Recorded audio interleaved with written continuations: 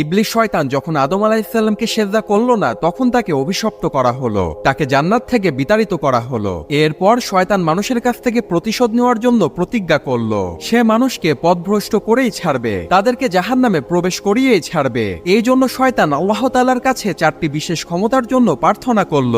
1, আমাকে কিয়ামত পর্যন্ত জীবিত রাখো। 2, আমার রিজিকের ব্যবস্থা করে দাও। 3, মানুষ যদি তার চোখ দিয়ে আমাকে দেখতে না পায়। 4, আমি যেন মানুষের দেহের শিরায় উপশিরায় রক্তে চলাচল করতে পারি। আল্লাহ তাআলা ইবলিস শয়তানের এই 4টি আবেদনই কবুল করলো। এরপর শয়তান আল্লাহকে বলল, আমি অবশ্যই মানুষের জন্য আপনার সকল পথে বসে থাকব, তাদেরকে আমি সামনের দিক থেকে, পেছনের দিক থেকে, ডান দিক থেকে, বাম দিক থেকে আক্রমণ করব। শয়তানের এই কথা শুনে ফেরেশতারা বলল, হে আমাদের রব, তাহলে মানুষ কিভাবে রক্ষা পাবে? আল্লাহ বললেন, ওপর ও নিচে 2টি পথ খোলা রয়েছে। মানুষ যখনই 2 হাত ওপরে উঠাবে বা নিচের দিকে মাটিতে কপাল দিবে, তখনই তারা শয়তানের হাত থেকে রক্ষা পাবে।